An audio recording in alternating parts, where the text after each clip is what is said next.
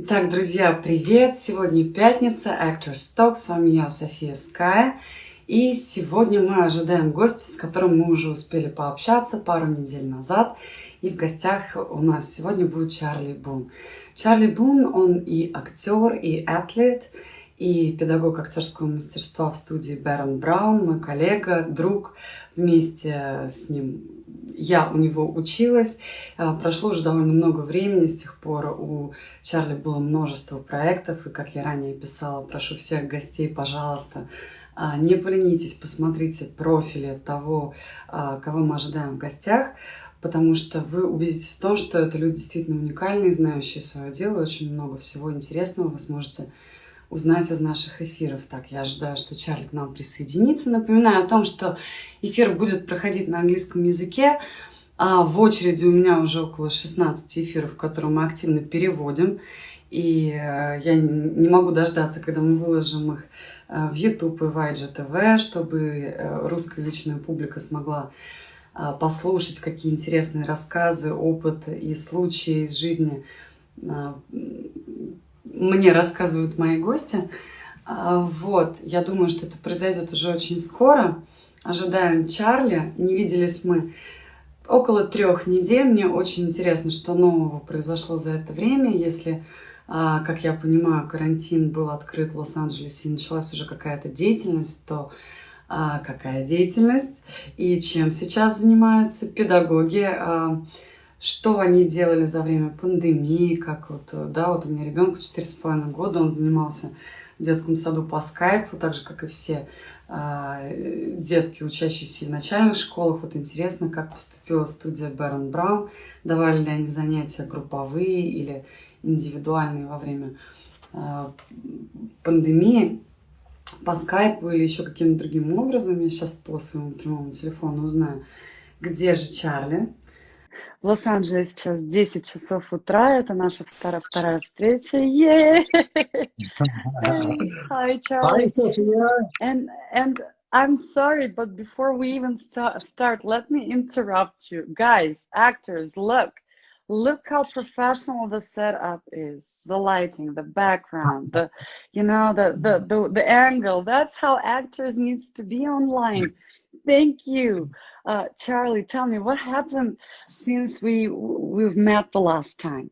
Is there anything new happened? Oh my goodness, Sophia. First of all, thank you for having me on today. It's great to be with you. So many things have been happening. The industry is opening up. Production has already gone back in. I'm working with, so the trainer aspect of it, I got hired by a production company to work with a TV cast show member who needs to lose a significant amount of weight. So we've started working with him. And how is it? What is it exactly you do? Well, here's what I can share. This gentleman was heavy enough to where the scale wouldn't register his weight because he was heavier than what the scale would measure. Right. Just a couple days ago, I spoke with him. He got on the scale and it recognizes his weight now. And so he is super excited for that.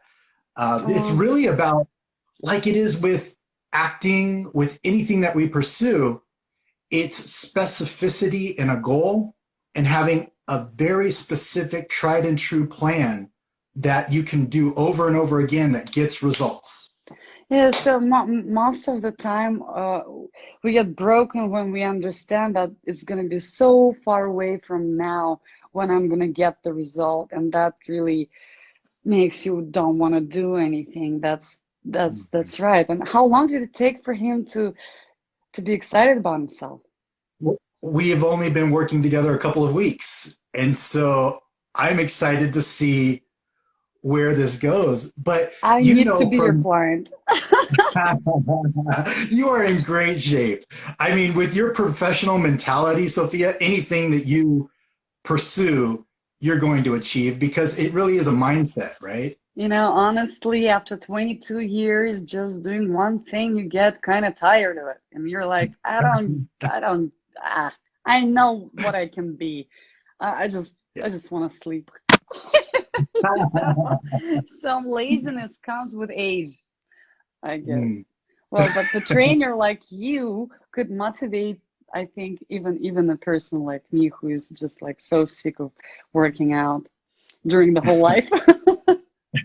It does get monotonous, doesn't it? Yeah, it gets. Yes. But a good role could motivate me. For example, if they would give me a role of prima ballerina again, oh yes, oh damn, I would go to the gym and I would work my ass off. That's for You sure. would tear that role up. I would love to see you do a role like that. That would be awesome. So you said that that the production is opened up. How does it look like? Is it like phone calls all the time, like Charlie, please come here, come there, auditions and stuff, or tell me, how did you realize that it's all open now and everyone is starting to work? Just like you said, the calls started flooding in again, and it's really interesting now because before, from your experience, you would fly from place to place, you would have to go meet with people in person. Now it really is video, Zoom.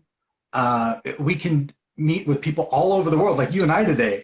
Southern California, Russia. It's like it's really allowed more opportunity to present itself. So what used to be like an individualized market is now a worldwide market, which is really cool. It's going to make for some great. Well, tell me as an advice. For example, me, an actress from the period before, before everything happened.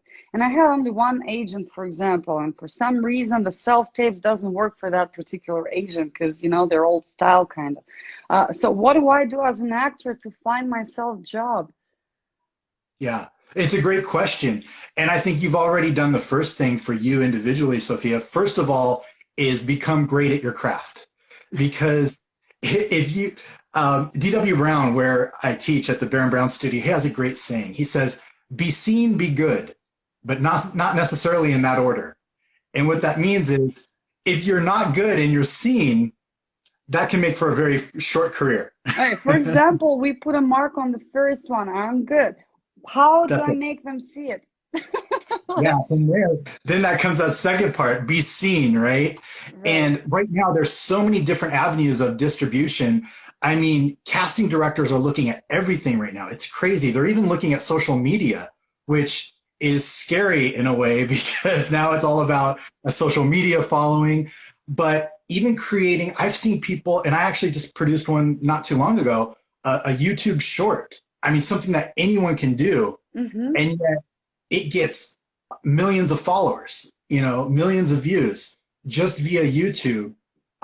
That's a great way to get our work out. The thing is, people usually sit back and they're paralyzed in not knowing what to do. Exactly. Versus work begets work. So just start creating, just start making, just start, filming, just start putting it out there. And like have your own YouTube channel and that's it. And just like, and that's it. Like you can be a blogger and then you'll get a part in a movie just because you have 1 million followers on YouTube because you did something funny and great.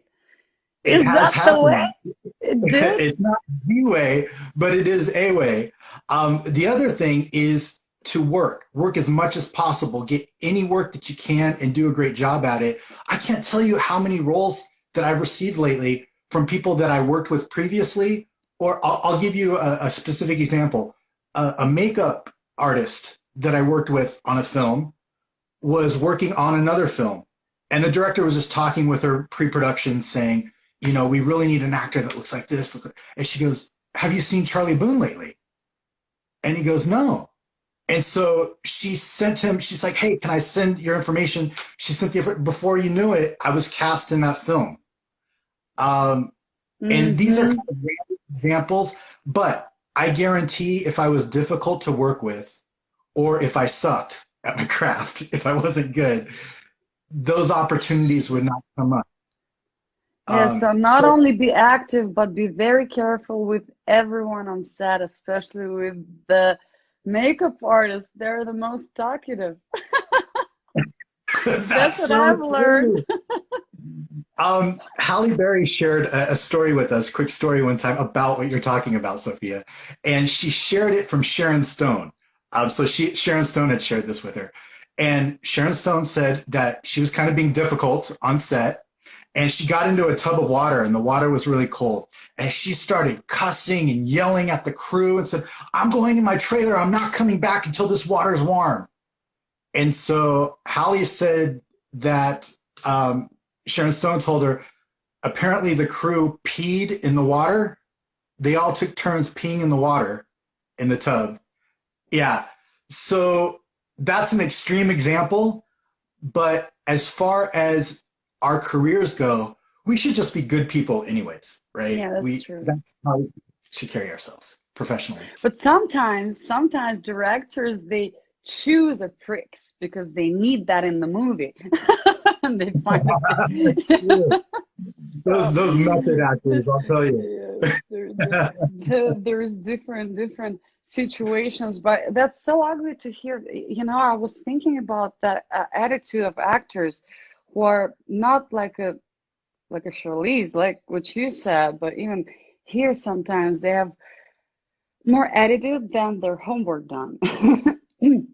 So they make it more about the process of me being in the movie and how people treats me and what they give me and what is in my trailer and blah blah, and all that has really ruined their performance. Because yes, you cannot avoid knowing that people are looking at you like, oh, diva.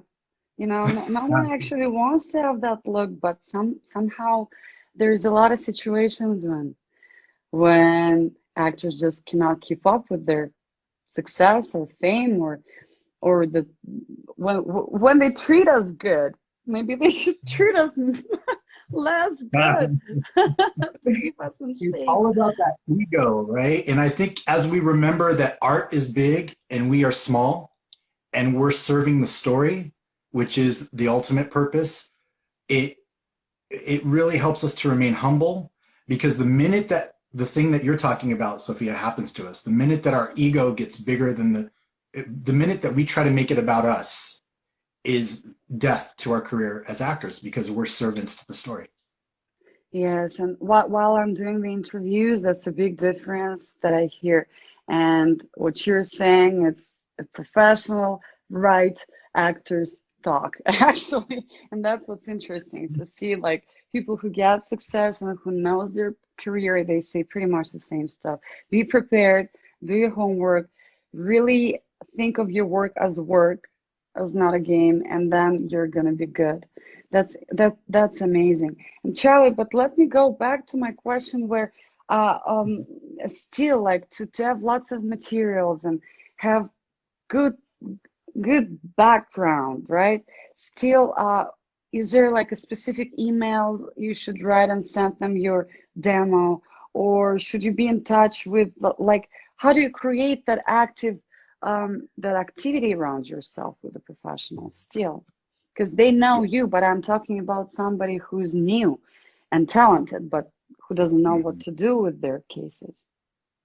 Yeah, it's a great question. And that's really the challenge, right? It's a catch-22 where in order to get work, we have to be seen, but how do we be seen if we're not working?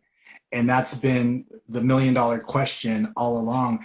And really because I've asked the same thing, I've watched those who are quote unquote successful and those who are not. And I'm looking at them and saying, how are they getting this attention? How did they start working? How did people start noticing them? And really, it was about perseverance. It was about them going on audition after audition after audition. And finally, but you need to be called for audition to go there. You have to be called to go on audition. Well, now you can actually subscribe to the online services and submit yourself, which is really cool. That's the question. So what are those? Oh, okay. So there's LA Casting, there's Actors Access. They're announcing these auditions all over the place. And it's interesting because a lot of people are like, I don't want to do commercials, but they forget that the people who are casting the commercials are usually also casting television shows and film as well. And so if you're in front of someone over and over and you're submitting yourself over and over, I love agents, I love managers, but no one's going to want our career more than us. So by going to these sites and submitting ourselves, we're pursuing it. And the more we get in front of casting directors, finally, eventually, they're going to go, I keep seeing this woman. I'm going to just cast her because she just keeps popping up. She's great. And you'll be in their mind. So yeah, it's definitely not waiting for our agents or managers to do really what we should be also be doing. Yes, and that's a big mistake because in the very beginning of my career, I thought that my deal is to act good and know everything about that. And I forgot about service myself with them seeing it. So that's what's been missing for a while in the very beginning. Sorry about that. So that's what I'm telling. And thank you for those advices, guys. Just research in internet. How do I get a part? And they will say, here is the sites for auditions. And then there's an address where you can add your headshots, resume, and stuff. Thank you. Because before, Charlie, it wasn't like that before, right? Like before, nobody needed your self-tape audition. They would go like, oh, you're lazy, you need to be in the room. And now it's a different life. So that's the biggest change in the movie industry after the quarantine, correct? That's correct. It used to be if you weren't in Los Angeles, they didn't take you as being a serious actor. You had to live in Los Angeles, and then you had to go into a room of an audition where there are like 100 people that look just like you, and they're just reading people over and over, and you'd spend a lot of time out of your day to go to an audition only to have maybe 20 seconds in front of the casting people.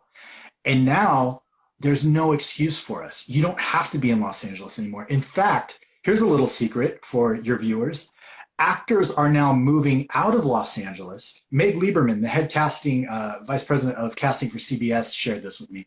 She said that actors the way to go right now is to actually leave Los Angeles. And I'm not saying this is true, this is the right way or not, but those who are leaving from smaller markets that are filming and casting out of those markets, like Georgia, like there are areas in Toronto and, New Mexico, different places. I'm doing work out of Utah right now where you get a shot at roles that you might not normally get a shot at.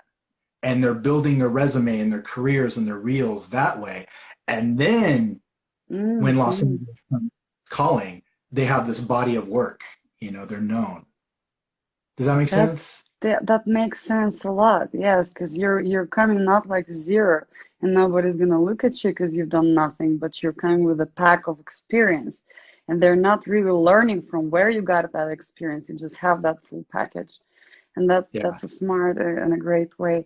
Charlie, can you give us a little advices on how to prepare yourself on self-tape? And is there a specific where you send it to United States and Europe? Is there rules? Yeah, so the first part of the question, how do you prepare for a self-tape?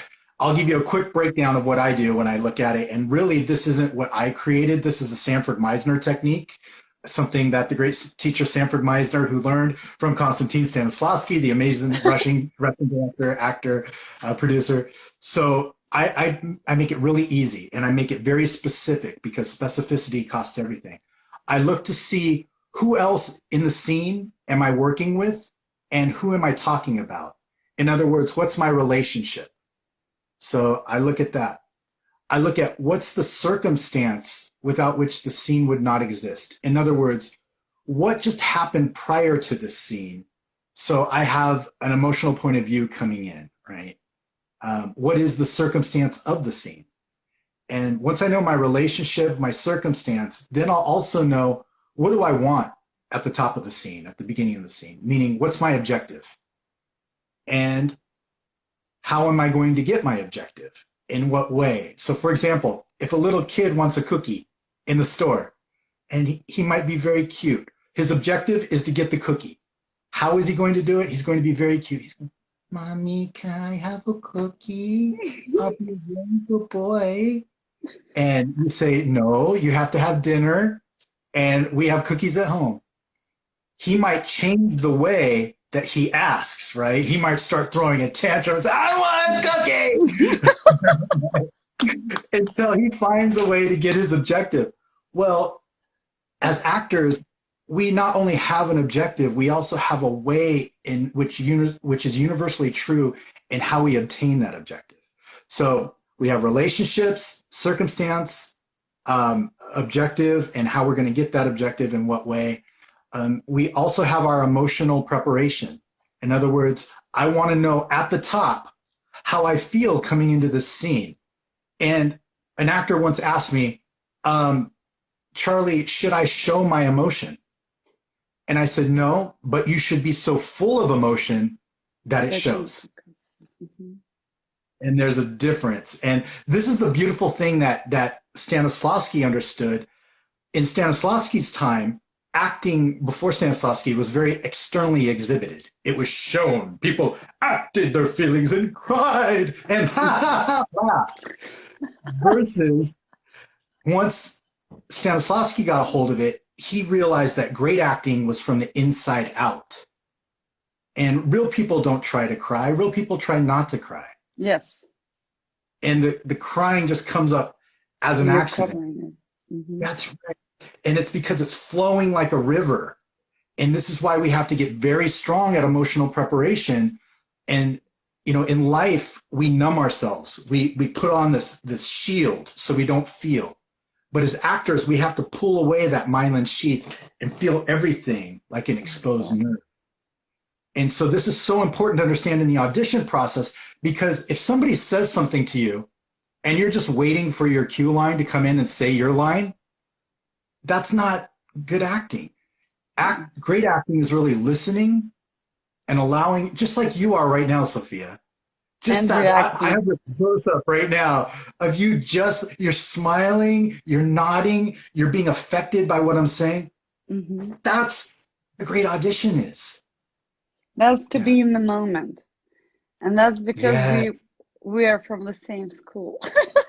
So I was almost crying when you're saying all this, because that's exactly, it's specifics. It's something that you really must know, but also what you said for audition, it works for a part. Like it's the basic of your role. And is there any specifically for audition, for example, what can't you do ever? Like, is there rules that, like, guys, if you go on audition, do never do? Well, one thing is you have to be aware of whether or not they want you to slate, meaning say who you are, say your management or agency. Sometimes there are, in little small print, it says no slate necessary or you don't need to slate. Be sure you're reading that, because you don't want to make them upset by, you know, doing something that they've just now out. This actor can't even read, take direction, you know? So read the small print. And also something, just a personal thing of mine, and some people may see, but let's say you're shooting someone in a scene or something like that. When actors go, you know, with their hand or something. Yeah, and covering themselves. Yeah, or they mime, you know, they make a fake gun and they're like, there's something about the reality of doing, and that's so fake. More importantly, what are you doing in that? You're threatening someone. So it's much more effective through your behavior to threaten someone than to fake a gun. Yeah. Yes. So do not fake stuff. Don't wear like all the outfit for your character. Like, for example, if you play a homeless person, don't wear a homeless wardrobe, please. I was casting something one time, Sophia, and a guy, I have no idea why. He shows up. It wasn't an Elvis part. He shows up in an Elvis costume. And I asked him, I said, so tell me about the Elvis costume. And he says, I'm an Elvis impersonator. So, okay, so how are you using that today? And he's like, no, I just wanted you to know I'm an actor. And oh my. And the other casting director and I, we were trying to be polite. We were crying, trying not to laugh. It was so there are rules that everyone needs to know, because yes, sometimes they take the notes opposite direction. Like, for example, we say you need to do something that every casting director will remember forever, right? But it doesn't mean that you need to put a red something on your head. It's something that you're going to do with your behavior, something interesting out of all those 200 people in the room. So yes, that's the You want to stand out, so, but you definitely don't want to stand out in the wrong way. yes, and what else you shouldn't do? There's many So things like you said, you brought up something really great about not coming in full costume, you know, wearing something maybe that hints towards it, but also being aware, especially if you're doing video auditions, being aware of distracting patterns or anything that might pull attention away from your face, from what you're doing here. You don't want like a big logo right here where the casting director's eyes are going to go down and look at your logo, or, you know, something. You want them to really focus on what they should be focused on, and that's your face. What do you do if, for example, you start your scene and from casting director or director's point of view, you get something mean, like a reaction of like as if you don't exist or something fall, or they're just like going through their documents. I had those. I'm interested. What would you do? Well, it's distracting, first of all, right? And it's so rude on their part. But what might help is to understand that usually they're also filming it. And this is why they're not paying attention, because they don't really care in real life anyways. They want to see how you look on camera. And so a lot of them are going to just go back and watch the footage. They're just there to really let you record. Some casting directors are amazing. They're involved in the process, and they'll give you, the readers will actually, they're really good readers, and they're not trying to act it. They're really trained in there with you. But sometimes they'll get something and they'll go, I love you, I love you. Exactly. It was like, how do I play off of that? So you really, Lisa told me that what might help is if you put a face of somebody who you really care about and somebody nice, and then you just put that face on the face of somebody who's reading with you, that will help. That's what I'm using. I love it, because that puts us at ease. And have you ever been nervous before an audition? At first, yes, and I used technique from Baron Brown, how to get rid of those nerves. But once on set, there was a situation on set, not before audition, where on purpose my partner, yes, of course it's her, she made me, like, it was my first movie, but I did great my homework, but she really tried to throw me out of my emotions. And I was watching playback them doing a scene. So I saw them on the screen, and I heard what they were talking about, and that was the rehearsal. And she started to speak about me, knowing that I'm sitting there with the headsets. So she started to speak, oh, she's so green, and I'm next going into the scene with them. Like, they have a dance, and the next scene I'm entering, and I'm playing La G, you know, I have to really seduce her husband and be on top of her. But she's an American actress, and she's playing a lead, and I kind of I lost the whole La G. I lost my character, because she got me thinking about how others could think about me. Oh my, I went to my trailer, I put my headsets, I listened to the music, I laid down there, and I kind of forgot about everything, where I am, what I'm doing, and all that. Then I started to remember the notes of my character. Who is she? What's the reason of her being here? What is her goal? What she wants in the whole movie? What's the goal in the scene? And all those questions you were asking.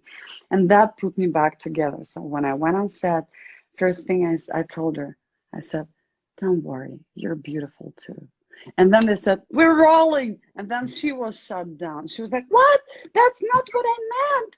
She was like trying to go around and say, like, I didn't understand her correctly. She didn't mean green, like blah, blah, blah. But I was already in Lagia character. So yes, that's cool. great. If I didn't have those Lisa's, Baron Brown, you guys, if I didn't know those little things, I probably I would lose that moment, especially it's the first movie. It's so tough too, because sometimes when you're on set, it can be 115 degrees and you're standing out in the sun and you're baking and you've got hair and makeup people all over you and you have a very emotional scene coming up. And then somebody comes up and says, do you need some water? You know, and like, Yeah, you're just like, go. But as you've discovered, it's a muscle. And the more you do it, the stronger you get at allowing yourself to play pretend in the imaginary world, and all of those distractions are tuned out so that when they say action, you're in it. Yeah. And a plane flies overhead and they need to cut, you're still right there. Yep. I've seen some actors too try to pace themselves so that, you know, sometimes they're getting camera angles and you'll do your scene a couple times before they're actually even filming it, and they'll get their emotional scene out, and by the time they start filming it, they're dead because they spent all of their energy before. So you have to learn things like that, like where are my angles? Yeah, how to forget about the scene and put your attention to something completely different and be ready right before. Yes, but that comes with the experience. You said before my story, have you ever been nervous before the audition? Yes, and there is many people who are nervous before the audition. What would your recommendation how to deal with that? Well, it's interesting. Now I still get nervous in a play, like opening night. For some reason, I don't really get nervous for film anymore, but for a play, I get nervous on opening night, but I realize I'm no longer nervous after opening night. So what I do is before opening night, I tell myself, we've already had opening night. It was amazing. Everyone loved it. And now it's night number 2. And for some reason, that little mental trick also helps when you are doing in-person auditions, things like that. You could say, they've already seen me. They loved what I did. Let me just go show them again. You know, it's like I had that dance in Universiada. It's like Olympics, and I played a female lead. I danced there. I'm gonna send you the link on YouTube. Millions of people and 4 million viewers live, and I'm there, the whole stadium, and that was really scary. And I remember me while I was dancing, closing my eyes and imagining that I'm not actually doing this Olympics dancing thing with all these people around. It's me acting somebody who is doing that. So as soon as I realized that I'm in the movie acting this girl who's dancing, my whole muscles started to relax, and I was just like, you know, everything disappeared. And I so clearly remember that moment of my nerve being gone. It's all about this. It's all about our imagination and how we train our imagination. That's for sure. I mean, and there is exercises for those. And as you guys know, I opened my real art studio where you can learn all those details and techniques. And Charley Boon is already invited to Moscow. Both of us are gonna throw some master classes. I can't wait for that. In Russia, quarantine is still kind of, we're not open everywhere yet, but very soon I'm sure we're gonna put it on our feet, you know, because everything is already ready. Charlie, I'm excited. Today is a Friday, our second chat. So I have questions from audience from the last time. Let's go over them. And let's see, is there anything new today? How many movies and what movies would you recommend to watch? How many movies and what you watched during the quarantine? I think that question was already there. But again, what would you recommend to see? It's so great because we have so many things available to us right now through Netflix, through Amazon, through, you know, all of these different. So I've actually seen more movies now than I did before the quarantine. But I would recommend, what I do is I break it up by classics. I go back and I watch the great actors And sometimes I'll have something in my life that I'm sensitive to, and I'll find a theme of a movie that that explores that sensitivity, and I'll go watch that. One thing that I recommend to everyone, you've got to watch Kramer versus Kramer with Dustin Hoffman and Meryl Streep. Anyone who hasn't seen Kramer versus Kramer, that's a masterclass in acting right there. So check that. And then I go and I watch, current things that are streaming right now on YouTube. I just got done watching Homeland, which was amazing. I loved it. I'm watching a new series for a guest that I'm going to have pretty soon called Upload, and she's a Barron Brown graduate as well. And that's a really interesting series too, really cool. Right. I have a director friend who he lives in Utah, and he just went to the movies yesterday. And he said it was so weird because it smells like cleaning product everywhere. And there are just a few staff and like a limited, you have like popcorn and Coke and that's it.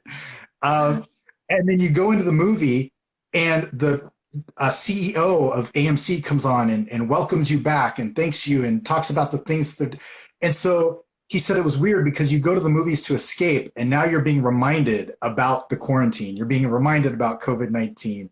Yeah. But once the movie starts, he said he was immediately transported into another world.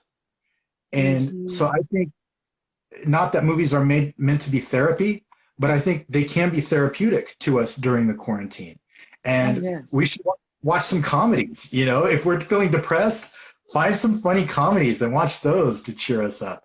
But from an artistic standpoint, see when you laugh, when you cry, when you do these things in a movie, go back and watch to see what was it that, as an artist, what was it that you were sensitive to? What did the actor do that really moved you?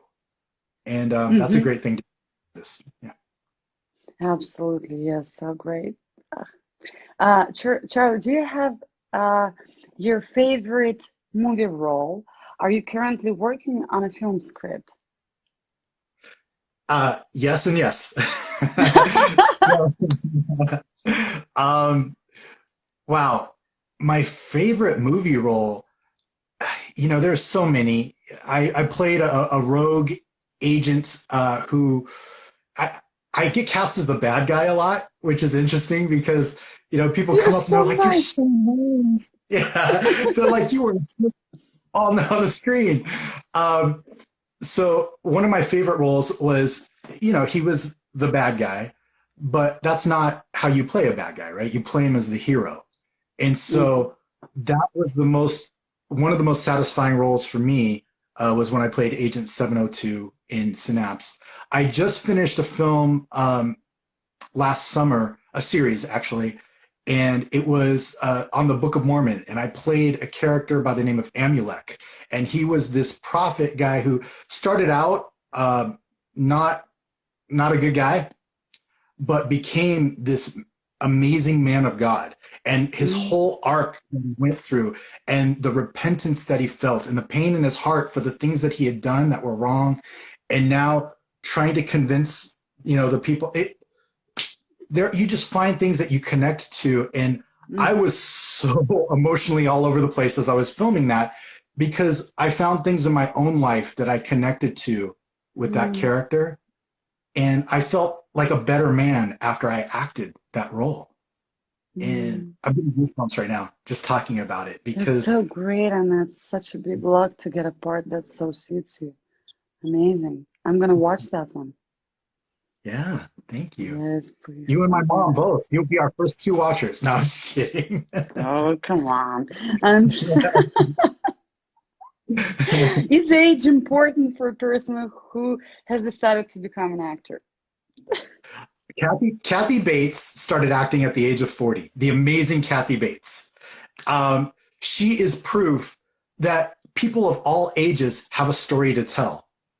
Even though Hollywood is fixed on youth, notice how, can you imagine coming in as an actor who's more seasoned and you're not played out yet, no one's seen you before, and they're like, where did this person come from? I've never seen them in a film before, but they're incredible, and they're 60 years old. let's use them because we've already seen all the other 60-year-olds that have been acting their whole lives. So Yes, I think, yeah, age is important, but not for a bad way. It's important because you represent those people of that age group. So you can become an actor in any age, guys. That's the answer. What do you accept from visiting the cinema after such a long break? Any new specifics? So if I understand the question correctly, so you've done something and then you leave it for a while and you come back to that scene? What it says is, what do you expect from visiting the cinema after such a long break? That's somebody who wrote a question. I would guess it's about if it's a movie theater. What would you expect to see, like the premieres after such a break? Oh. What are they going to be about? I think it's about that. I already know the answer to that from my director friend.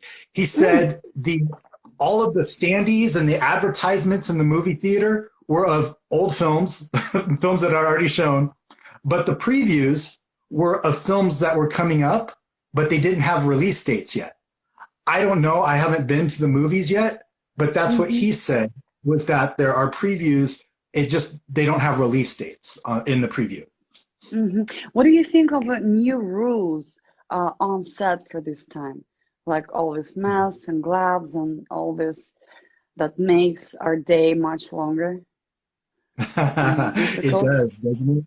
Yeah, it's interesting to see the camera technicians and the director of photography and the directors, and they're all wearing masks, and it's just it's almost like a movie in and of itself.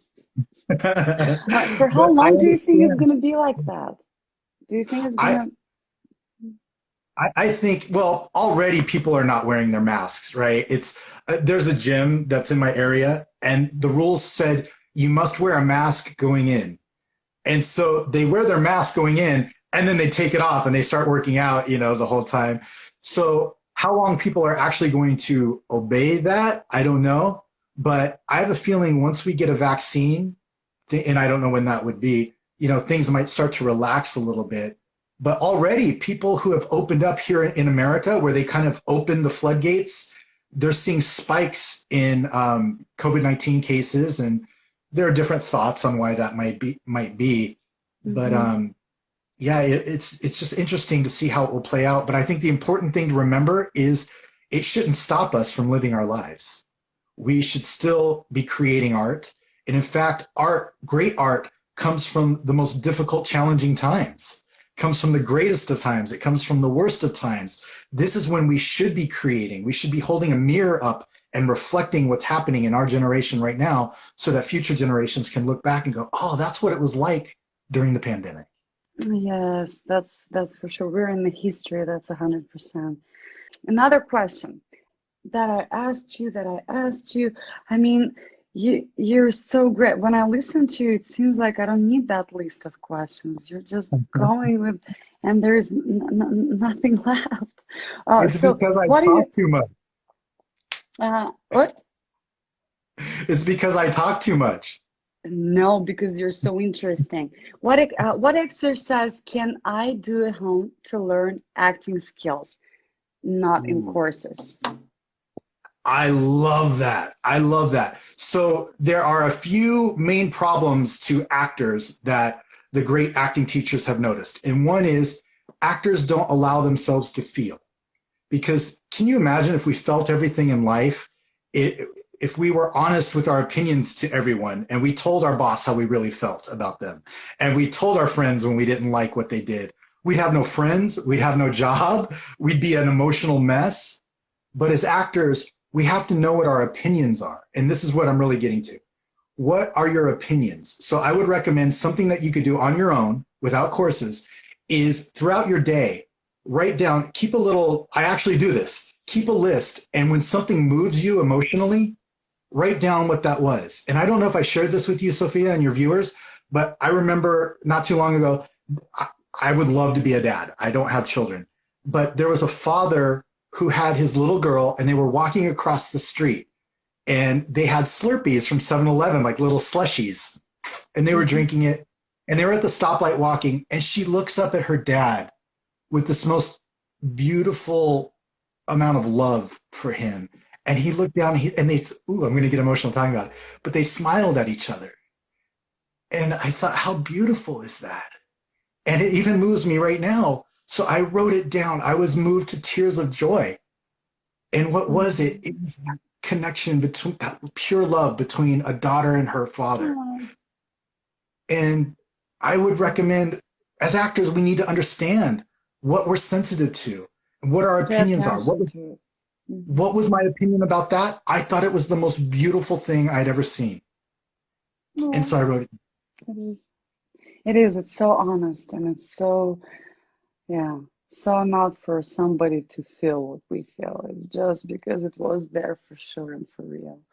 Charlie, thank you so much. We've got 2 minutes to go, and I'm so excited to have you.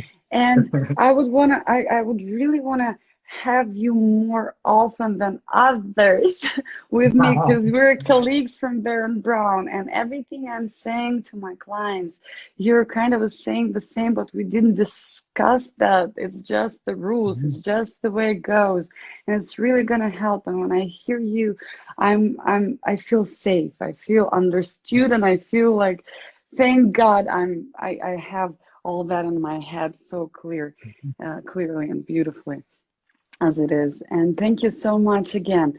And let's talk. I'm going to call you right after we're going to say goodbye to our audience. Guys, Charley Boon with us was today for another hour. And I'm promising we're gonna go live more often. Maybe not an actor's talk, in a special program. We're going to call it a master class. But you're going to see us again. Lots of information for free. Yes. No, I love you.